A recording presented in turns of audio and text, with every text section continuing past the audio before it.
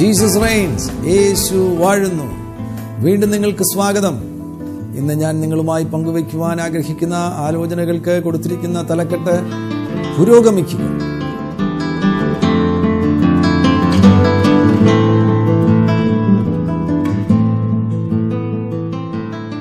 യേശു ക്രിസ്തുവിനെ നിങ്ങൾ അനുഗമിക്കുവാൻ തുടങ്ങുമ്പോൾ അത് പുരോഗതിയുടെ മാർഗമാണ്, അധോഗതിയുടെ മാർഗമല്ല. പുരോഗമിക്കുവാൻ വേണ്ടിയാണ് കർത്താവ് നിങ്ങളെ വിളിച്ചിരിക്കുന്നത്.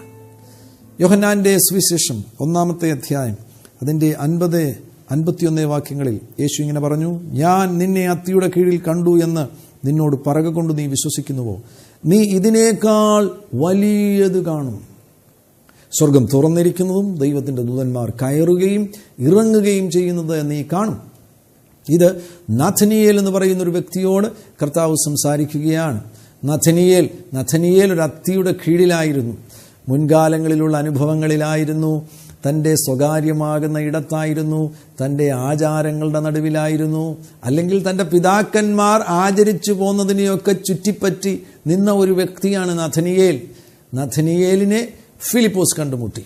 ഫിലിപ്പോസ് യേശുവിനെ അറിയുവാനിടയായി. ഫിലിപ്പോസ് യേശുവിനെ അറിഞ്ഞപ്പോൾ ഫിലിപ്പോസ് യേശുവിനെ കുറിച്ച് നഥനിയേലിനോട് പറഞ്ഞു, ഞങ്ങൾ മശിഹയെ കണ്ടെത്തിയിരിക്കുന്നു. നഥനിയേൽ ചോദിച്ചു, അതാരാകുന്നു? നസ്രേത്തിൽ നിന്നുള്ള യേശു. നഥനിയേലിൻ്റെ ഒരു നിഗമനം കേൾക്കണമോ? നഥനിയേൽ പറയുകയാണ്, നസ്രേത്തിൽ നിന്ന് വല്ല നന്മയും വരുമോ? അതൊരു വല്ലാത്ത നിഗമനമാണ്, വല്ലാത്ത ഒരു സംശയമാണ്. നഥനിയേലിനോട് ഫിലിപ്പോസ് തർക്കിക്കാൻ പോയില്ല. ഫിലിപ്പോസ് കൊടുക്കുന്ന മറുപടിയാണ്, വന്ന് കാണുക. ഞങ്ങളും ഈ വചനം പറയുന്ന സന്ദർഭത്തിൽ ചിലപ്പോൾ നിങ്ങളുടെ ഹൃദയത്തിൽ ഇതേ സന്ദേഹം ഉണ്ടാകുവാൻ സാധ്യതയുണ്ട്, സംശയം ഉണ്ടാകുവാൻ സാധ്യതയുണ്ട്. വല്ല നന്മയും വരുമോ? ഈ ബൈബിൾ പ്രഭാഷണം കൊണ്ട് വല്ല നന്മയും വരുമോ? ഈ യേശുവിനെ അനുഗമിക്കുന്നത് കൊണ്ട് വല്ല നന്മയും വരുമോ? വന്ന് കാണുക. ഞങ്ങളൊക്കെ അനുഭവിച്ചവരാണ്. ഞങ്ങൾ യേശുവിനെ അനുഗമിക്കുവാൻ തുടങ്ങിയതിന് ശേഷമായി ഞങ്ങൾ അനുഭവിക്കുന്ന സമാധാനം, സ്വസ്ഥത, വിജയങ്ങൾ ഞങ്ങൾ അനുഭവിക്കുന്നത് ഞങ്ങൾക്ക് പറഞ്ഞു തരുവാൻ കഴിയും. പക്ഷേ നിങ്ങൾ യേശുവിനെ അനുഗമിക്കുകയാണെങ്കിൽ നിങ്ങൾക്ക് അനുഭവിച്ചറിയുവാൻ കഴിയും. വന്ന് കാണുക, അവിടുന്ന് നിങ്ങൾക്ക് വേണ്ടി വലിയ കാര്യങ്ങൾ ചെയ്യുവാൻ തയ്യാറെടുത്തിരിക്കുകയാണ്. യേശുവിൻ്റെ അരികിലേക്ക് നഥനിയേൽ വന്നു കഴിഞ്ഞപ്പോൾ യേശുവിനെ ദൂരവേ കണ്ടപ്പോൾ തന്നെ അവനോട് പറഞ്ഞു, ഇവൻ സാക്ഷാൽ ഇസ്രായേലിൻ, ഇവനിൽ കപടമില്ല. തന്നെ പരിചയമില്ലാത്ത ഒരാൾ പെട്ടെന്ന് തന്നെക്കുറിച്ച് ഒരു പ്രസ്താവന നടത്തുന്നത് കേട്ട് കഴിഞ്ഞപ്പോൾ നഥനിയേൽ അത്ഭുതപ്പെട്ടു പോയി. നഥനിയേൽ ചോദിക്കുകയാണ്, അങ്ങനെ എവിടെ വെച്ചറിയും? ഉടനെ കർത്താവ് പറയുകയാണ്, നീ അത്തിയുടെ കീഴിൽ ഇരിക്കുന്നതിന് മുന്നമേ നിന്നെ അറിയാം. ഇവൻ അത്തിയുടെ കീഴിലായിരുന്നു എന്ന് യേശുവിനെ അറിയില്ല എന്നാണ് ഇവൻ കരുതിയിരുന്നത്. പക്ഷേ ഇവൻ അറിയാത്തൊരു കാര്യം, ഇവൻ അമ്മയുടെ ഉദരത്തിൽ ഉരുവാകുമ്പോൾ ഇവൻ തന്നെ ഇവനെ അറിയാതിരുന്ന സമയത്ത് അവനെ അറിഞ്ഞവനാണ് യേശു. നിങ്ങളെക്കുറിച്ചും അത് തന്നെയാണ് യേശുവിന് പറയുവാനുള്ളത്. നിങ്ങളെ അറിയാതിരുന്ന കാലം മുതൽ തന്നെ നിങ്ങളെ അറിഞ്ഞവനാണ് യേശു. നിങ്ങൾ അത്തിയുടെ കീഴിലായിരിക്കുന്നതും നിങ്ങൾ പിന്മാറ്റത്തിലും നിങ്ങൾ ബന്ധനത്തിലും നിങ്ങൾ പാപത്തിലുമൊക്കെ കുടുങ്ങി ജീവിച്ചിരുന്ന ആ നാളുകളെല്ലാം യേശുവിന് നന്നായിട്ടറിയാം. പക്ഷേ അവിടെ നിന്ന് നിങ്ങൾ പുരോഗമിക്കുവാൻ തയ്യാറാകുകയാണെങ്കിൽ ഒരു പുതിയ ജീവിതം നൽകി തരുവാൻ യേശു വിശ്വസ്തനാണ്. ഇന്നലകളിലെ ആ ദുഃഖങ്ങൾക്ക് പകരമായിട്ട് സന്തോഷവും, ഇന്നലകളിലെ ആ തകർച്ചകൾക്ക് പകരമായി ഉയർച്ചയും, ഇന്നലകളിലെ ആ പരാജയങ്ങൾക്ക് പകരമായി വിജയവും നൽകി തരുവാൻ കർത്താവ് വിശ്വസ്തനാണ്. നീതിപൂരിതമാകുന്ന ഒരു വിശുദ്ധ ജീവിതം നിങ്ങൾക്ക് ദാനമായി നൽകുവാൻ യേശു വിശ്വസ്തനാണ്. നഥനിയേലിനോട് കർത്താവ് പറയുകയാണ്, നീ അത്തിയുടെ കീഴിൽ ഇരിക്കുന്നതിന് മുന്നമേ ഞാൻ നിന്നെ കണ്ടതാണ്. കാരണം ഞാൻ നിന്റെ സൃഷ്ടിതാവാണ്. നീ ഉരുവാകുന്നതിന് മുന്നമേ, ഈ ഭൂമിക്ക് അടിസ്ഥാനമിടുന്നതിന് മുന്നമേ എനിക്ക് നിന്നെ നന്നായി അറിയാം. നഥനിയേൽ അത്ഭുതപ്പെട്ടു പോയി. നഥനിയേൽ പറഞ്ഞു, അയ്യോ, ഇതാ എന്തൊരു പ്രവചനമാണ്, ഇതൊരു അത്ഭുത പ്രവചനമാണല്ലോ. അങ്ങ് ഇസ്രായേലിൻ്റെ രാജാവാണ്, ഗുരുവാണ്, നാഥനാണ് എന്നൊക്കെ കർത്താവിനെ പുകഴ്ത്തി പറയുകയാണ്. കർത്താവിന് പെട്ടെന്ന് മനസ്സിലായി, ഒരു പ്രവചനം കേട്ട് കഴിഞ്ഞപ്പോൾ ഇവൻ അത്ഭുതപ്പെട്ടിരിക്കുകയാണ്. ഇവൻ്റെ മുമ്പിൽ ഒരു ചെറിയ കാര്യം വെളിപ്പെട്ടതേ ഉള്ളൂ. യേശുവിൻ്റെ അരികിൽ വന്നു കഴിഞ്ഞപ്പോൾ ഒരു ചെറിയ അത്ഭുതം വെളിപ്പെടുകയാണ്. ആ അത്ഭുതം വെളിപ്പെട്ടപ്പോൾ തന്നെ ഇവൻ ആകമാനം അത്ഭുത പരതന്ത്രനായിട്ട് അതിശയിച്ച് അവൻ്റെ മാനസികാവസ്ഥ അത്ഭുതപൂരിതമായി തീർന്നിരിക്കുന്നു എന്ന് യേശു മനസ്സിലാക്കിയാണ് അവനോട് യേശു പറയുന്നത്, നീ ഇങ്ങനെ അങ്ങോട്ട് അനുഗമിക്കുകയാണ് എങ്കിൽ നീ ഇതിനേക്കാൾ വലിയത് കാണാൻ പോകുകയാണ്. മകനെ, നീ കണ്ടതേതുമില്ല, ഈ കേട്ട പ്രവചനമേതുമില്ല, ഇതിനേക്കാൾ വലിയത് നീ കാണുവാൻ പോകുകയാണ്. നിസ്വർഗം തുറന്നിരിക്കുന്നത് കാണുവാൻ പോകുകയാണ്. യേശുവിനോട് നിങ്ങൾ അടുത്ത് വരികയാണെങ്കിൽ അടഞ്ഞ സ്വർഗത്തിൻ്റെ കീഴിൽ നിങ്ങൾക്ക് പിന്നെ തുടരേണ്ട കാര്യമില്ല. നിങ്ങൾക്ക് നിലനിൽക്കുന്ന നിലയിൽ തുറന്ന സ്വർഗത്തിൻ്റെ കീഴിൽ നിങ്ങൾക്ക് തുടരുവാൻ കഴിയും. സ്വർഗത്തെയും ഭൂമിയെയും തമ്മിൽ ബന്ധിപ്പിക്കുന്ന ഗോവേണി പോലെ ദൂതന്മാർ കയറുകയും ഇറങ്ങുകയും ചെയ്യുന്നത് നിങ്ങൾക്ക് കാണുവാൻ കഴിയും. ചിലപ്പോൾ അവിടെ ഒരു ഗോവേണി തന്നെ സങ്കല്പിക്കുക. അങ്ങനെയെങ്കിൽ നിങ്ങൾ ചവിട്ടി കയറുവാൻ തുടങ്ങുമ്പോൾ ഓരോ വാഗ്ദത്തത്തിൻ്റെ പടികൾ ചവിട്ടിയാണ് നിങ്ങൾ കയറുവാൻ പോകുന്നത്. ആ വാഗ്ദത്തത്തിൻ്റെ പടികൾ ചവിട്ടി നിങ്ങൾ കയറുമ്പോൾ ലോകം നിങ്ങളിൽ നിന്ന് അകന്നകന്നു പോകും. സ്വർഗം നിങ്ങൾക്ക് അടുത്തടുത്ത് വരുവാനിടവരും. താൽക്കാലികമായത് നിങ്ങളിൽ നിന്ന് അകന്നകന്നു പോകും. നിത്യമായത് നിങ്ങൾക്ക് അടുത്തടുത്ത് വരുവാനിടവരും. മാനുഷികമായത് നിങ്ങളിൽ നിന്ന് അകന്നകന്നു പോകും. അമാനുഷികമായത് നിങ്ങൾക്ക് അടുത്തടുത്ത് വരുവാനിടവരും. പ്രാകൃതമാകുന്നത് നിങ്ങളിൽ നിന്ന് അകന്നകന്നു പോകുവാനിടവരും. പ്രകൃതിയാതീതമാകുന്നത്, സൂപ്പർ നാച്ചുറൽ ആകുന്നത് നിങ്ങൾക്ക് അടുത്തടുത്ത് വരുവാനിടവരും. ആ അത്ഭുതമാണ് നിങ്ങളിൽ യേശു ചെയ്യുവാൻ ആഗ്രഹിക്കുന്നത്. നിങ്ങൾ പുരോഗമിക്കുവാൻ വിളിയുള്ളവരാണ്. ഇന്ന് നിങ്ങൾ കാണുന്നതിനപ്പുറമായി അത്ഭുതകരമാകുന്ന മഹാമാറ്റങ്ങൾക്ക് വേണ്ടി നിങ്ങളെ കർത്താവ് കണ്ടിരിക്കുകയാണ്. നിങ്ങളിൽ ചിലർ എന്നെ പോലെ ദൈവവചനം പ്രസംഗിക്കുന്ന വ്യക്തിയാകുന്നുവെങ്കിൽ നിങ്ങളുടെ ശുശ്രൂഷയിൽ ഒരു അത്ഭുത മാറ്റം സംഭവിക്കുവാൻ പോകുകയാണ്. ഇതുവരെ കണ്ടിട്ടില്ലാത്തത് നിങ്ങൾ കാണുവാൻ പോകുന്നു. തുറന്ന സ്വർഗത്തിന്റെ കീഴിൽ നിന്ന് നിങ്ങൾ ശുശ്രൂഷിക്കുവാൻ പോകുകയാണ്. നഥനിയേലേ, നീ ഈ പുരോഗതി പ്രാപിക്കണമെന്നുണ്ടെങ്കിൽ വെല്ലുവിളികളെ നേരിടുവാൻ നീ തയ്യാറാകണം. ഉത്കൃഷ്ടമായതും ഉന്നതമായതും സ്വർഗീയമായതും സ്വന്തമാക്കണമെങ്കിൽ, അനുഭവമാക്കണമെങ്കിൽ അതിന് വെല്ലുവിളികളെ നേരിടുവാൻ തയ്യാറാകേണ്ടത് ആവശ്യമാണ്. ഇപ്പോൾ ആയിരിക്കുന്ന ഇടം വിട്ട് മുന്നേറുവാൻ തയ്യാറാകണം. ഇപ്പോൾ ആയിരിക്കുന്ന താൽക്കാലിക സുഖങ്ങളുണ്ടല്ലോ, പാരമ്പര്യത്തിൻ്റെ സൗകര്യങ്ങളുണ്ടല്ലോ, ആചാരത്തിൻ്റെ കെട്ടുകളുണ്ടല്ലോ, അവിടെ തുടരരുത്. ആ അത്തിയുടെ കീഴിലല്ല നിങ്ങൾ തുടരേണ്ടത്. ആ ഇടം വിട്ട് നിങ്ങൾ മുന്നേറുവാൻ തയ്യാറാകണം. അതിൻ്റെ മുൻപിൽ പല വെല്ലുവിളികൾ വരുവാൻ സാധ്യതയുണ്ട്. ആ വെല്ലുവിളികളെ ഓരോന്നോരോന്നായി നിങ്ങൾ ജയിക്കുവാൻ തയ്യാറാകുമ്പോഴാണ് നിങ്ങളുടെ മുൻപിൽ ഈ പുരോഗതി നിങ്ങൾക്ക് സ്വന്തമാക്കുവാൻ കഴിയുന്നത്. ഓരോ വെല്ലുവിളികളെ നിങ്ങൾ ജയിക്കുമ്പോൾ പുരോഗതിയുടെ വാതിലുകൾ നിങ്ങളുടെ മുൻപിൽ തുറക്കപ്പെടുകയാണ്. പഴയ നിയമത്തിൽ നാം ദാവീദിന്റെ അനുഭവം 1 ശമൂവേലിന്റെ പുസ്തകം 30-ാമത്തെ അധ്യായത്തിൽ കാണുന്നുണ്ട്. സിക്ലാഗിൽ താൻ എത്തിച്ചേർന്ന സന്ദർഭത്തിൽ തൻ്റെ ജീവിതത്തിൽ ഒരു വലിയ വെല്ലുവിളി വെളിപ്പെടുകയാണ്. തനിക്കുള്ളതെല്ലാം നഷ്ടമാകുവാനിടയായി. തൻ്റെ ജീവിതത്തിൽ ഇനി ഒന്നും ശേഷിക്കുന്നില്ല എന്ന നിലവാരത്തിൽ താൻ ആകമാനം തകർന്ന ഒരവസ്ഥയിലായിരിക്കുമ്പോൾ തനിക്കുള്ളതെല്ലാം പിടിക്കപ്പെട്ട് അമാലേക്യർ വന്ന് തനിക്കുള്ളതെല്ലാം, തൻ്റെ മക്കളെ, തൻ്റെ ഭാര്യമാരെ, തൻ്റെ സമ്പത്തിനെ എല്ലാം തട്ടിയെടുത്തു കൊണ്ടുപോകുന്ന സന്ദർഭത്തിൽ സ്വന്തം കൂടെ നിൽക്കുന്ന പ്രിയപ്പെട്ടവർ വരെ തന്നെ കൊല്ലുവാൻ വേണ്ടി കല്ലെടുത്തു, എറിയുവാൻ വേണ്ടി കല്ലെടുത്തു. ആ സാഹചര്യത്തിൽ സാധാരണ ഒരു മനുഷ്യനാണെന്നുണ്ടെങ്കിൽ അതോടുകൂടെ തീരില്ലേ, തകരില്ലേ, ഇനി എന്തു പുരോഗതിയാണ്? ഇത്ര വലിയൊരു വെല്ലുവിളിയുടെ കീഴിൽ താൻ അന്ന് അവസാനിക്കുമായിരുന്നു. എന്നാൽ ദാവീദ് പുരോഗതിക്ക് വിളിയുള്ളവനാകുന്നതിനാൽ, വെല്ലുവിളികളെ തകർക്കുവാൻ വിളിയുള്ളവനാകുന്നതിനാൽ ദാവീദ് അവിടെ നമുക്ക് കാണുവാൻ കഴിയുന്നുണ്ട്, തൻ്റെ ദൈവമാകുന്ന യഹോവയിൽ ധൈര്യപ്പെട്ടു. ആരും നിങ്ങളോടുകൂടെ ഇല്ലെങ്കിലും യേശു നിങ്ങളോടുകൂടെ ഉണ്ടെങ്കിൽ നിങ്ങൾക്ക് സകലവിധ വെല്ലുവിളികളുടെ നടുവിലും നിങ്ങൾക്ക് യേശുവിൽ ധൈര്യപ്പെടുവാൻ കഴിയും. എല്ലാം തകർന്ന അവസ്ഥയാണെങ്കിലും അതിൻ്റെ നടുവിൽ യേശു നിങ്ങൾക്ക് വേണ്ടി ഒരു അത്ഭുതം ചെയ്യുവാൻ ഇടവരും. ഇവിടെ കർത്താവിനോട് ചോദിച്ചു, ഞാൻ എന്ത് ചെയ്യണം കർത്താവേ? ആ പരീക്ഷയെ ഞാൻ പിന്തുടരണമോ? അമാലേക്കിനെ ഞാൻ പിന്തുടരണമോ? എനിക്ക് നഷ്ടപ്പെട്ടതിന് എനിക്ക് മടക്കി ലഭിക്കുമോ? കർത്താവ് അവനോട് പറയുകയാണ്, ദൈവത്തോട് നിങ്ങൾ ചോദിച്ചാൽ ദൈവം നിങ്ങളോട് സംസാരിക്കും. കർത്താവ് ദാവീദിനോട് പറഞ്ഞു, ആ പരീക്ഷയെ പിന്തുടരുക, നിനക്ക് നഷ്ടപ്പെട്ടതെല്ലാം നീ തിരിച്ചു പിടിക്കുവാൻ പോകുകയാണ്. ഞാൻ നിങ്ങളോട് പറയട്ടെ, നിങ്ങൾക്ക് നഷ്ടപ്പെട്ടതെല്ലാം നിങ്ങൾ തിരിച്ചു പിടിക്കണം.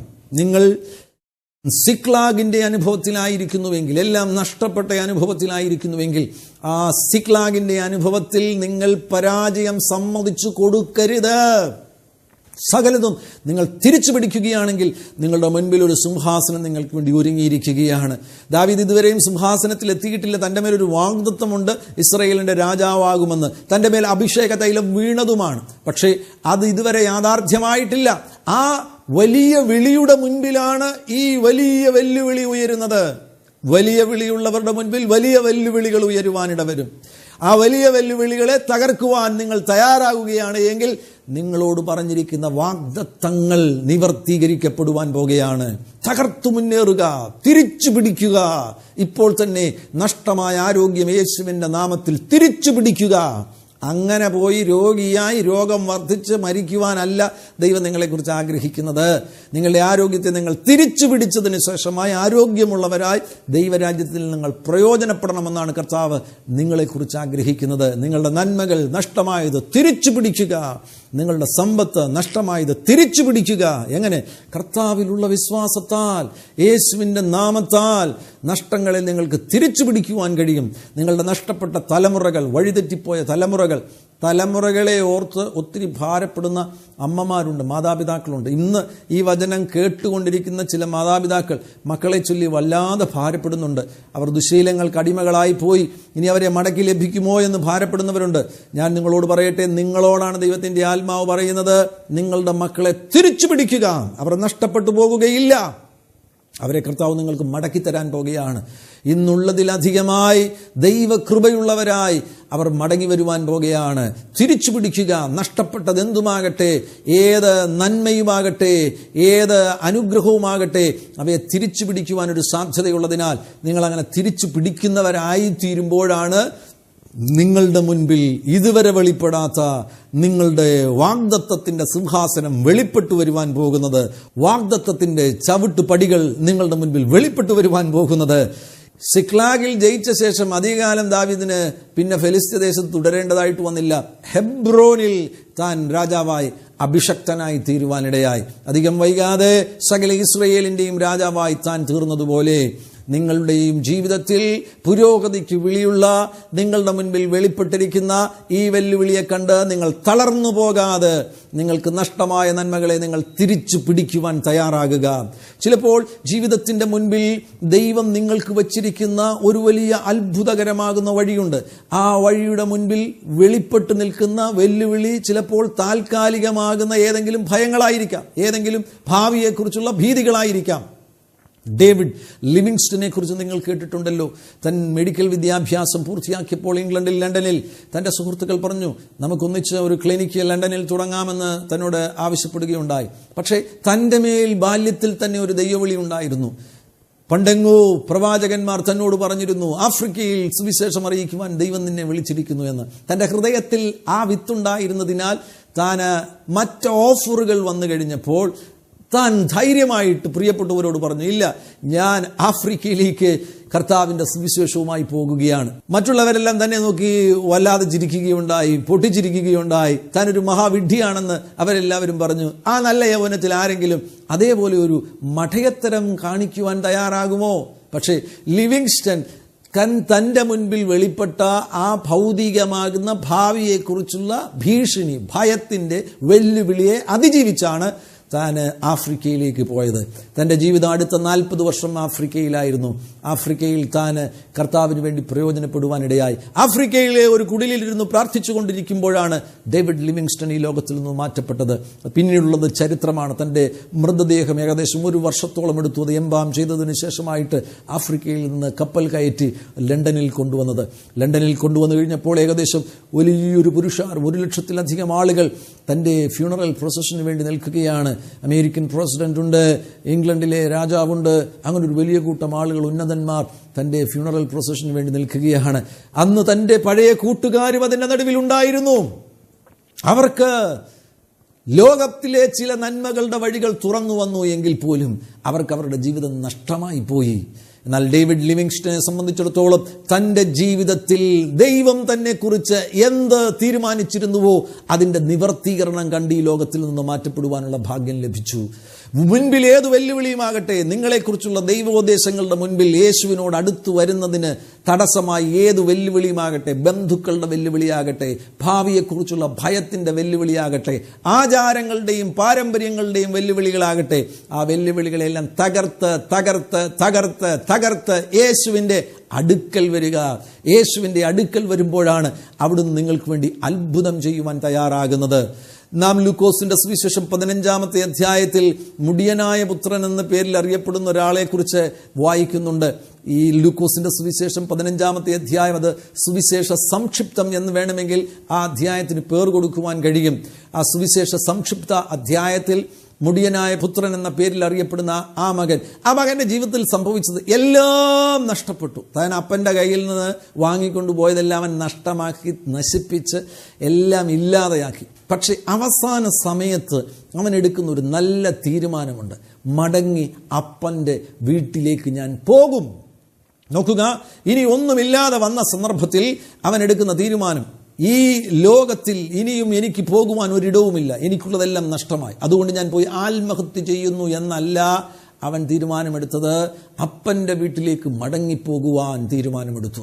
നിങ്ങൾ മദ്യപാനത്തിന് അടിമയായി നിങ്ങളുടെ ജീവിതം തകർന്ന്, പുകവലിക്ക് അടിമയായി നിങ്ങളുടെ ജീവിതം തകർന്ന്, കരൾ രോഗമായി, അകത്ത് കേടുകൾ വന്ന്, അവയവങ്ങൾ കേടുവന്ന് ആ നിലവാരത്തിലാണെങ്കിൽ പോലും നിങ്ങൾ ഇനിയും മരണത്തെക്കുറിച്ചല്ല ചിന്തിക്കേണ്ടത്, ആത്മഹത്യയെക്കുറിച്ചല്ല ചിന്തിക്കേണ്ടത്. ഞാൻ പറയട്ടെ, നിങ്ങൾ അപ്പൻ്റെ വീട്ടിലേക്ക് മടങ്ങി വരികയാണെങ്കിൽ അത് പുരോഗതിയുടെ പാതയാണ്. യേശുവിൻ്റെ അടുക്കിലേക്ക് നിങ്ങൾ മടങ്ങി വരികയാണ് എങ്കിൽ നിങ്ങൾ അധോഗതിയല്ല ഇനി പ്രാപിക്കുവാൻ പോകുന്നത്, പുരോഗതി തന്നെ നിങ്ങൾ പ്രാപിക്കുവാൻ ഇടവരും. നശിച്ച് താറുമാറായെങ്കിലും, തകർന്ന് ഇല്ലാതായെങ്കിലും മടങ്ങി വരുവാൻ ഇനിയും ഒരു സാധ്യത കിടക്കുകയാണ്. ആ സാധ്യതയുള്ളത് കൊണ്ടാണ് നിങ്ങൾ ഇപ്പോൾ ഈ വചനം കേൾക്കുന്നത്. ആത്മഹത്യയെക്കുറിച്ചാണോ സഹോദര നിങ്ങൾ ചിന്തിക്കുന്നത്? ഹരിത്, അതൊരിക്കലും അതല്ല പരിഹാര മാർഗമെന്ന് പറയുന്നത്. നിങ്ങൾ ഈ വചനം കേൾക്കുന്ന നിമിഷത്തിൽ തന്നെ യേശുവിലേക്ക് മടങ്ങി വരികയാണെങ്കിൽ നിങ്ങളുടെ വസ്ത്രം മാറുവാൻ പോകുന്നു, നിങ്ങളുടെ കയ്യിൽ മോതിരം നിങ്ങൾക്ക് ലഭിക്കുവാൻ പോകുന്നു, നിങ്ങളുടെ പദവികൾ മാറുവാൻ പോകുകയാണ്, നിങ്ങളുടെ സ്ഥാനം മാറുവാൻ പോകുകയാണ്, നിങ്ങളുടെ അവസ്ഥകൾ ആകമാനം മാറുവാൻ പോകുന്നു. നിങ്ങളൊരു പുതിയ മനുഷ്യനായി തീരുവാൻ കർത്താവ് ആഗ്രഹിക്കുകയാണ്. കർത്താവ് അങ്ങനെ നിങ്ങൾക്ക് വേണ്ടി ചെയ്യുവാൻ പോകുകയാണ്. ആ പുത്രൻ മടങ്ങി വന്നപ്പോൾ അവനെ മാറ്റിയതുപോലെ അപ്പൻ അവന് പുതിയത് നന്മയുള്ളതുമാകുന്ന അനുഗ്രഹങ്ങളെ വാരിക്കോരി കൊടുത്തതുപോലെ കർത്താവ് നിങ്ങൾക്ക് വേണ്ടി ചെയ്യുവാൻ തയ്യാറായി നിൽക്കുകയാണ്. നിങ്ങൾ മടങ്ങി വരുവാൻ തയ്യാറുണ്ടോ? യേശുവിലേക്ക് നിങ്ങൾ മടങ്ങി വരുവാൻ തയ്യാറുണ്ടെങ്കിൽ നിങ്ങൾ പുരോഗതി തന്നെ പ്രാപിക്കും.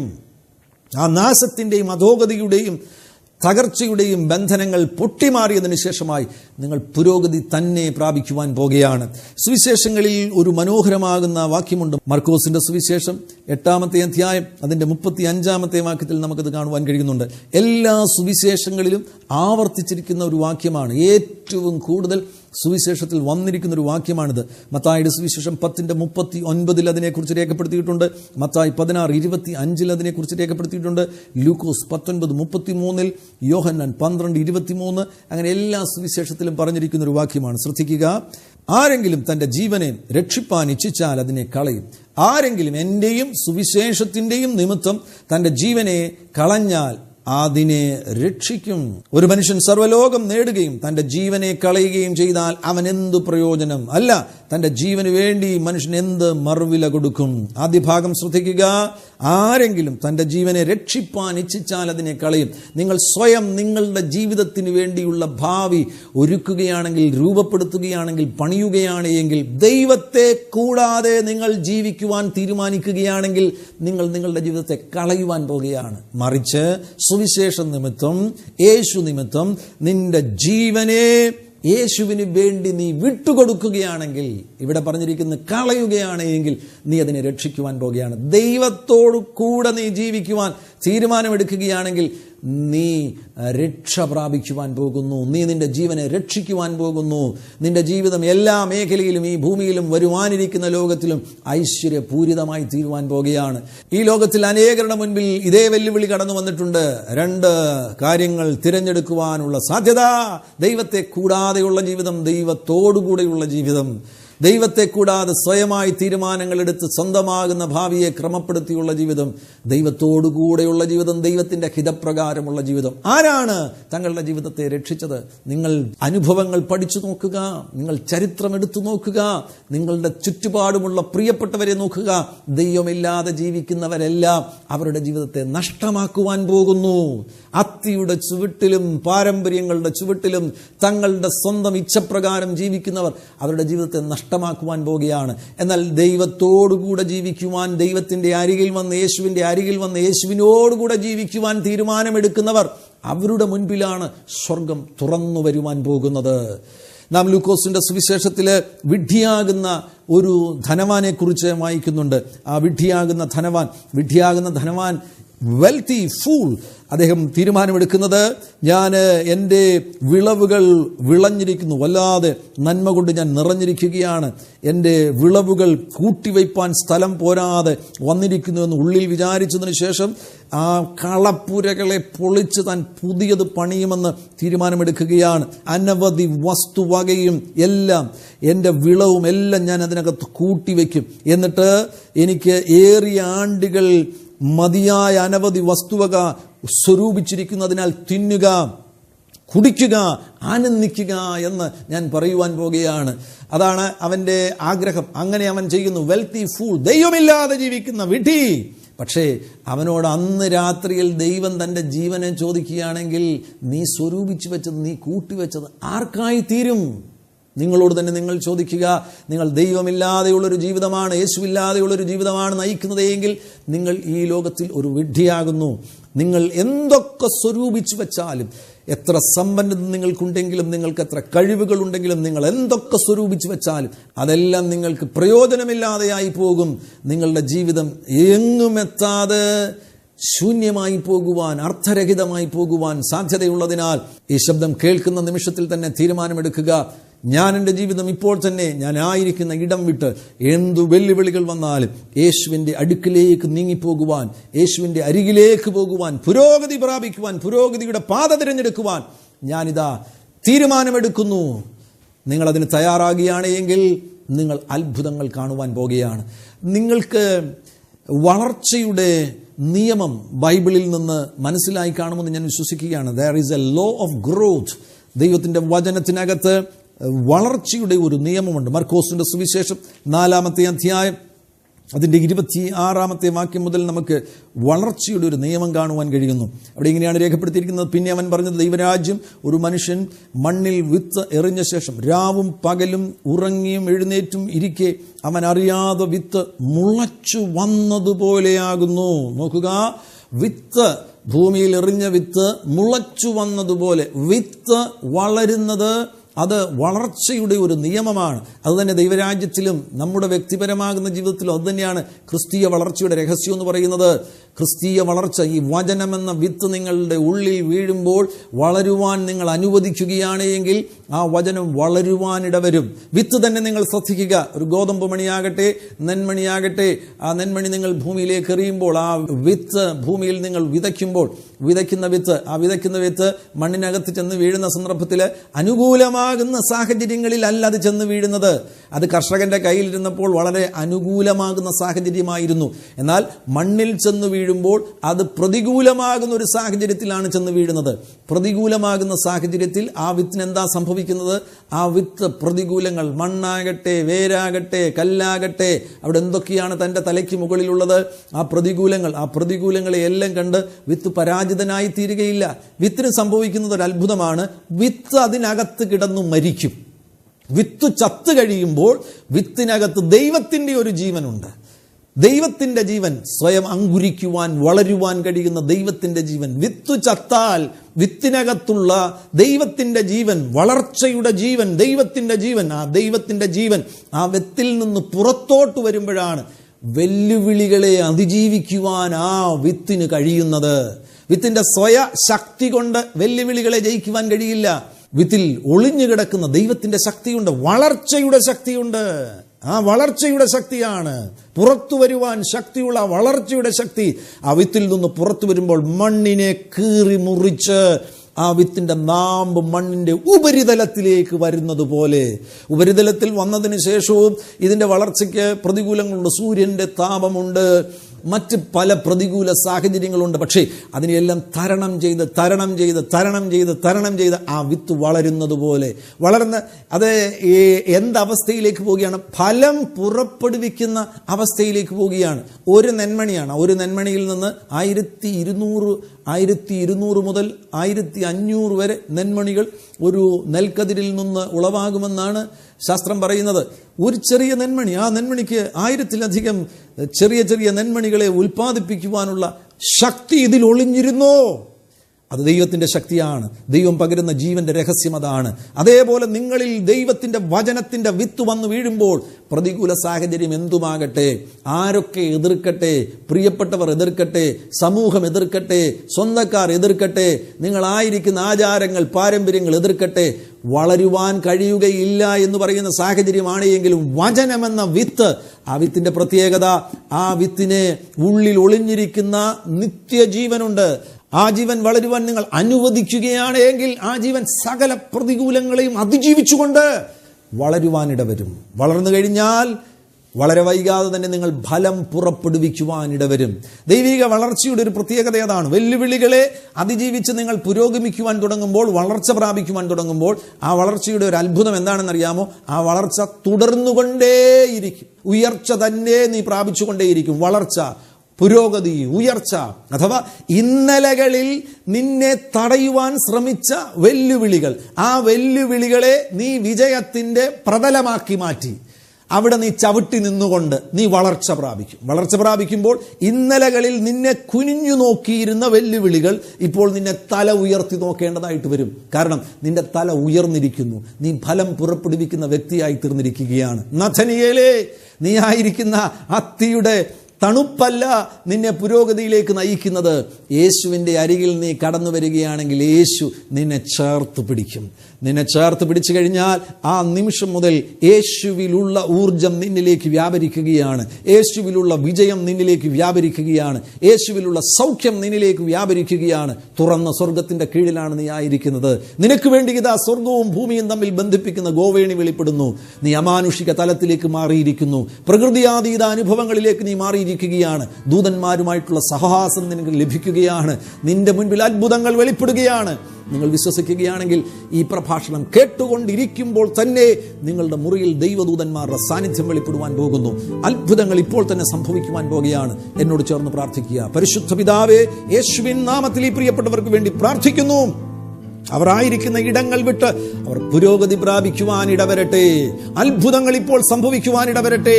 പ്രാർത്ഥിക്കുന്ന ഈ നിമിഷത്തിൽ തന്നെ രോഗികൾ സൗഖ്യമാകട്ടെ. രോഗബന്ധനങ്ങൾ തകർന്നു പോകട്ടെ. യേശുവിൻ അധികാരമുള്ള നാമത്തിൽ ആ മുറിയിൽ അങ്ങയുടെ സാന്നിധ്യം വന്നു നിറയട്ടെ. ദൂതന്മാരെ അവർ കണ്ണാലെ കാണുവാൻ ഇടവരട്ടെ.